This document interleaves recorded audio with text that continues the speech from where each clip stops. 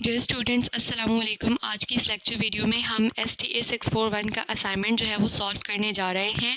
तो इस assignment problem को करने के लिए आपके सामने कुछ इंपॉर्टेंट की पॉइंट्स हैं असाइनमेंट के अंदर, ठीक है। तो आप इंपॉर्टेंट की पॉइंट्स देख सकते हैं। पहला है कि डाउनलोड योर असाइनमेंट। आपको असाइनमेंट अपना जो है वो अपनी यहाँ से डाउनलोड करना है। फिर असाइनमेंट एक्सेल फाइल में है आपके अंदर। फाइल के अंदर आपके पास जो है वो शीट्स गिवन है, क्वेश्चन 1, क्वेश्चन 2 और हाउ टू सॉल्व के नाम से, ठीक है। फिर हमें जो है वो क्या है की पॉइंट्स हैं, question statement instruction which is required by the mention how to solve, यानी आपको असाइनमेंट को जो है वो किस तरह से करना है उसको रीड करना है केयरफुली। और अंडरस्टैंडिंग जो question go to the sheet, यानी हर शीट में जा जाके जो है वो आपने उसके अंदर सॉल्यूशन करना है, ठीक है। और उसके बाद कंप्लीट करने के बाद इसी सेम शीट को आपको जो है वो अपने पोर्टल के ऊपर सबमिट कर देना है, ठीक है। अब हम देख लेते हैं हाउ टू सॉल्व।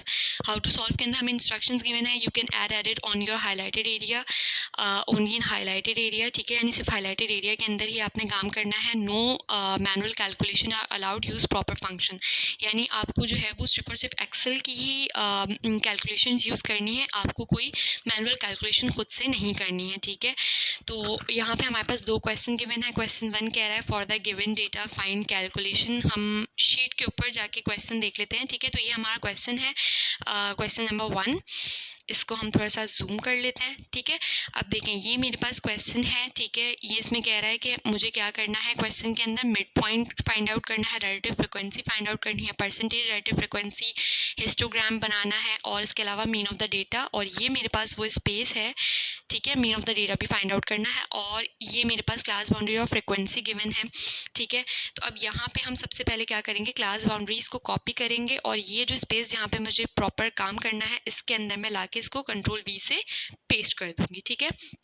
अब इसके बाद मेरे पास जो फ्रिक्वेंसी है उसको मैं सेम कंट्रोल C से कॉपी करके ये, और जहाँ पे मुझे अपना सॉल्यूशन करना है वहाँ के अंदर जो फ्रिक्वेंसी गिवन है वहाँ पे मैं पेस्ट कर दूँगी, ठीक है। अब हमें फाइंड आउट करना है मिड पॉइंट सबसे पहले। तो मिड पॉइंट के लिए हमें कोई अपने पास से कैलकुलेशन नहीं करनी, एक्सेल की ही शीट यूज़ करनी है, और हमें क्लास बाउंड्रीज गिवन है तो हम प्रेस करेंगे इक्वल्स, ठीक है।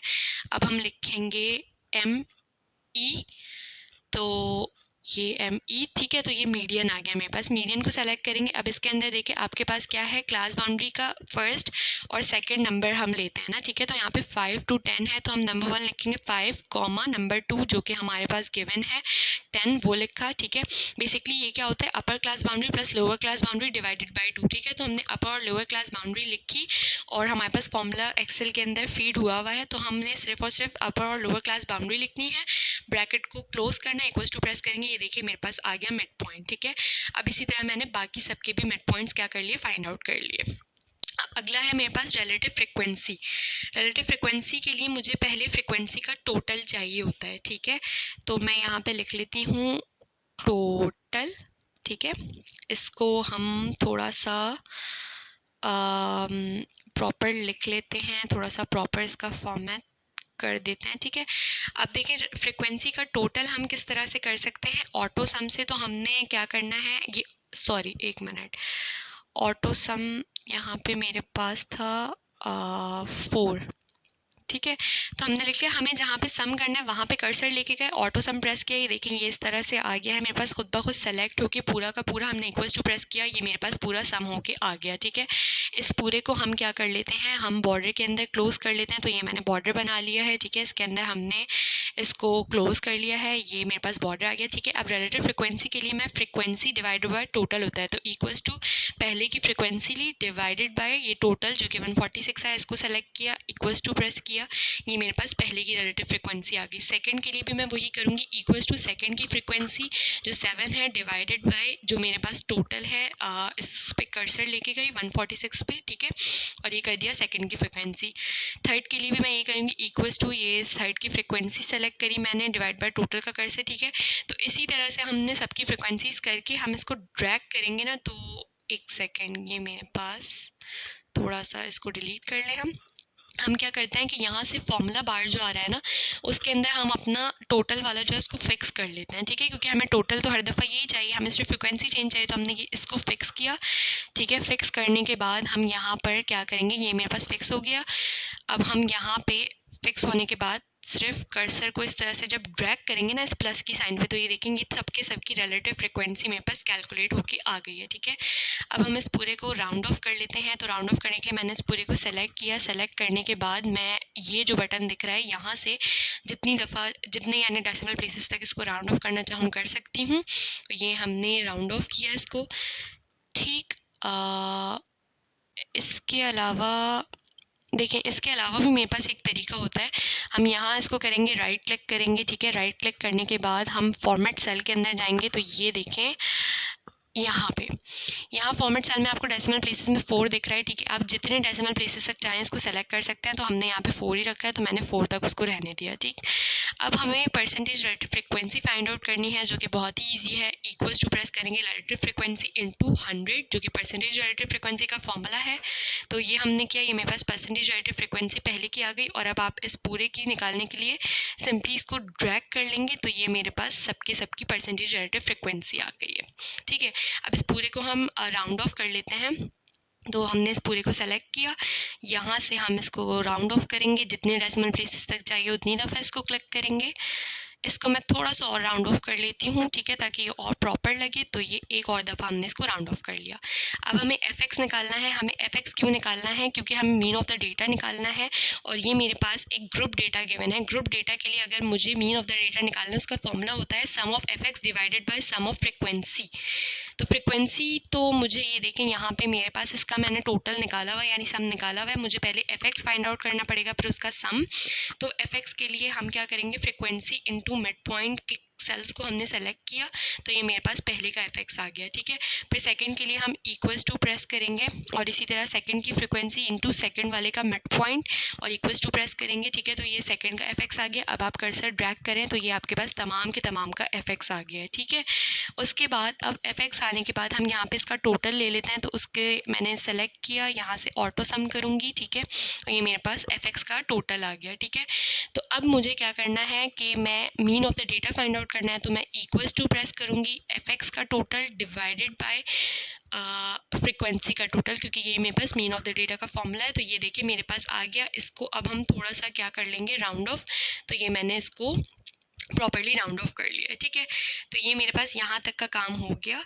अब मुझे हिस्टोग्राम बनाना है। हिस्टोग्राम के लिए हम क्या क्या सेलेक्ट करते हैं, हम फ्रिक्वेंसी और मिड पॉइंट को सेलेक्ट करते हैं, ठीक है। तो ये मेरे पास फ्रिक्वेंसी है, यहाँ पे इसको मैं सेलेक्ट करूँगी। मैं इंसर्ट के ऊपर जाऊँगी, कॉलम के ऊपर जाऊँगी, ठीक है, क्योंकि हमें हिस्टोग्राम ग्राफ बनाना है, ठीक है। तो हमने 2D सेलेक्ट किया।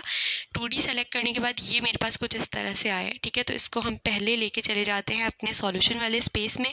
अब इसको मुझे क्या करना है, प्रॉपर करना है, क्योंकि ये मेरा वो प्रॉपर ग्राफ नहीं है जो मुझे चाहिए। सही है, आप देख सकते हैं इसका एक्स एक्सिस भी कुछ और है, वाई एक्सिस भी। तो हम यहाँ पे जाएंगे, ठीक है। पहले हम इसको लेआउट कर लेते हैं, ये वाला लेआउट, ठीक है। इसके अंदर हमारे पास क्या है कि ये मेरे पास एक्स एक्सिस का टाइटल आ जाएगा, ये मेरे पास जो ग्राफ का टाइटल है वो आ जाएगा। तो ये मेरे पास हिस्टोग्राम है। हम यहाँ पे इसको लिख लेते हैं हिस्टोग्राम, ठीक है। तो ये हिस्टोग्राम मैंने लिख लिया। अब वाई एक्सिस के ऊपर मेरे पास क्या आएगा, फ्रिक्वेंसी आती है हिस्टोग्राम के अंदर, ठीक है। तो हम यहाँ पे लिख लेते हैं फ्रिक्वेंसी, एक सेकेंड, फ्रिक्वेंसी। अब ठीक है ये, ठीक है। तो ये फ्रिक्वेंसी लिख लिया। अब एक्स एक्सिस पे हम टाइटल इनपुट कर देते हैं। तो यहाँ पे हमने एक्स एक्सिस का टाइटल डालना है, जो कि आएंगे मिड पॉइंट्स। तो ये हम लिख लेते हैं मिड पॉइंट्स, ठीक है। ये मिड पॉइंट्स आ गए हैं मेरे। अब देखिए ये जो मिड पॉइंट्स हैं ये मेरे पास डिफरेंट हैं, जबकि मेरे क्वेश्चन के जो मिड पॉइंट्स हैं देखें ये डिफरेंट हैं, 1 2 3 4 5 6, जबकि मेरे क्वेश्चन के मिड पॉइंट्स ये हैं। तो मुझे इसको पहले प्रॉपर करना पड़ेगा। तो हम इसको सेलेक्ट करेंगे, देन हम राइट क्लिक करेंगे। राइट क्लिक करके हम यहाँ से जाएंगे अपने इसके अंदर, ठीक है। यहाँ पे आप देखें हॉरिजॉन्टल ये गिवन है मेरे पास कैटेगरी, इसको एडिट करेंगे। एडिट करके हमने यहाँ पे इसको प्रेस करना है। फिर यहाँ से हमने यहाँ तमाम अपने मिड पॉइंट्स को क्या किया, इस तरह से सेलेक्ट किया, ठीक है। ये इसको प्रेस करेंगे, फिर ओके प्रेस करेंगे। तो ये देखिए यहाँ पे मेरे पास ये आ गए एक्स एक्सिस पे, ठीक है। और ये मेरे पास अब आ गए मेरे मिड पॉइंट्स, ठीक है।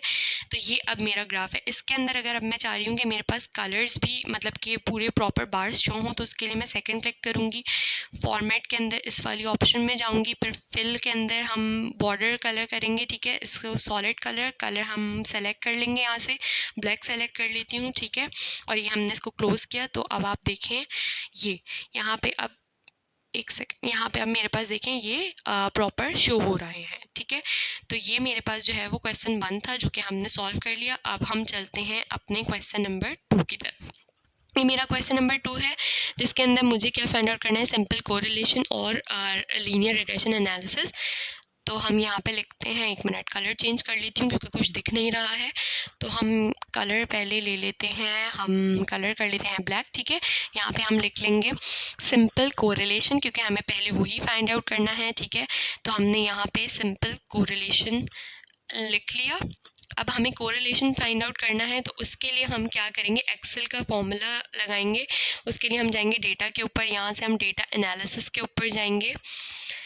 डेटा एनालिसिस में आप देखें यहाँ पे आपको दिख रहा है कोरिलेशन, ठीक है। इसको सेलेक्ट करें आप। हमें एक्सेल का ही फॉर्मूला क्योंकि यूज़ करना है तो हमने ये वाला काम किया है, ठीक है। इटसेल्फ हमें खुद से कोई कैलकुलेशन नहीं करनी। तो कोरिलेशन सेलेक्ट करके आप ओके प्रेस करें। ओके प्रेस करने के बाद आपको इनपुट करनी है यहाँ पे रेंज। तो इनपुट रेंज इसके अंदर हमारे पास क्या आएगा, इसको आप प्रेस करें और अब आप यहाँ पे अपने टेस्ट स्कोर और जो आपके पास ये स्टडी आवर्स हैं इसको सेलेक्ट करें। ये आपके पास आ गया, ओके प्रेस करें। आउटपुट रेंज हम इसको दे देते हैं, ठीक है। आउटपुट रेंज में हमें यानी कि कॉलम सेलेक्ट करना है, हमें कहाँ पर ये लिखा हुआ चाहिए, तो यहाँ हमने सेलेक्ट कर लिया, हमें यहाँ से चाहिए, ठीक है। ये ओके कर देंगे। अब आप इसको इस तरह से, तो ये आपके पास आपका सिंपल कोरिलेशन जो है वो कैलकुलेट होके आ गया है, ठीक है। अब ये सिंपल कोरिलेशन इस तरह से, आप चाहें तो आप इसको जो है ना पहले कॉलम्स बढ़ा लें ताकि प्रॉपर ये नज़र आए, ठीक है। अब यहाँ सिंपल कोरिलेशन आर से रिप्रेजेंट होता है तो हम लिख लेते हैं आर इक्वल्स टू, मेरे पास कितना आया है उसको मैं राउंड ऑफ करके इस तरह से लिख लेती हूँ, ठीक है। क्योंकि मेरे पास सिंपल कोरिलेशन फाइंड आउट हो चुका है। मैं इसको बॉर्डर में क्लोज कर देते हैं ताकि थोड़ा अच्छी सी प्रेजेंटेशन लगे। तो ये मेरे पास सिंपल कोरिलेशन। नेक्स्ट मुझे लीनियर रिग्रेशन एनालिसिस फाइंड करना है, तो ये मैंने लिख लिया, ठीक है। अब यहाँ पे हम किस तरह से फाइंड आउट करेंगे, अगेन हम डेटा एनालिसिस के ऊपर जाएंगे, नीचे इसको लेके जाएंगे, देखेंगे मेरे पास रिग्रेशन लिखा है, इसको क्लिक किया, ओके किया। मुझसे वाई रेंज पूछ रहा है तो वाई रेंज हम यहाँ से सेलेक्ट करेंगे। मुझे वाई रेंज पे क्या चाहिए, इसको पहले हम एक बैक स्पेस करते हैं। स्टडी आवर्स चाहिए मेरे पास, ठीक है। तो वाई रेंज के ऊपर स्टडी आवर्स हैं तो मैं यहाँ से स्टडी आवर्स को क्या करूँगी, सेलेक्ट कर लूँगी, ठीक है। इसको प्रेस करूँगी, फिर अब इनपुट करूँगी एक्स रेंज, जहाँ पे मैं टेस्ट स्कोर सेलेक्ट कर रही हूँ, ठीक है। इसके बाद ये मेरे पास हो गया। फिर हम इसके ऊपर लेबल्स भी ले लेते हैं, तो हमने लेबल सेलेक्ट कर लिया। आउटपुट रेंज कर लेते हैं, तो आउटपुट रेंज मैं बता देती हूँ इसको कि मुझे कहाँ पर चाहिए, मुझे यहाँ से चाहिए, ठीक है। तो आउटपुट रेंज भी हमने दे दी। उसके बाद अब हम इस पूरे को, ये मेरे पास हो गया, ओके प्रेस कर देते हैं, ठीक है। और ये मेरे पास जो है वो मेरे पास सिंपल क्या रिग्रेशन एनालिसिस भी, लीनियर रिग्रेशन एनालिसिस सॉल्व होके आ गया है, ठीक है। हम इस पूरे को क्या करते हैं, थोड़ा सा और प्रॉपर कर लेते हैं। ये मेरा क्वेश्चन 2 कंप्लीट हो चुका है स्टूडेंट्स। हम इसके अंदर बॉर्डर्स बना लेते हैं, ठीक है। ये बॉर्डर्स बन गए। ये हमारे पास जो है वो दोनों क्वेश्चन सॉल्व हो चुके हैं। अगर वीडियो पसंद आई है तो मेरे चैनल को काइंडली सब्सक्राइब ज़रूर करिए और अपने फ्रेंड्स के साथ भी वीडियो शेयर करिए।